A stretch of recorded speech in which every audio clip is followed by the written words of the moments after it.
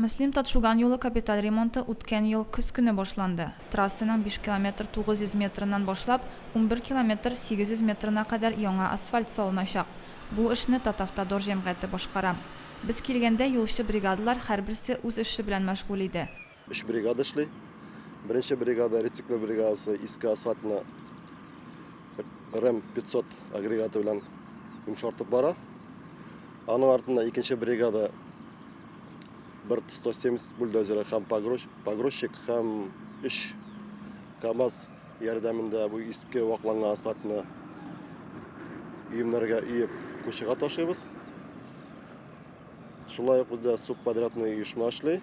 Ol uyushma bizda vodopropускной trubalarni montajlау ham yer ishlari bilan. Bugun ishlar Oluşoqmaq tirasida bora. Bu tirada yo'l yobiq ham Müslim Tatşugan orasida yuruvchi mashinalarga Oluşoqmaq ovli ishidan o'targa to'g'ri keladi.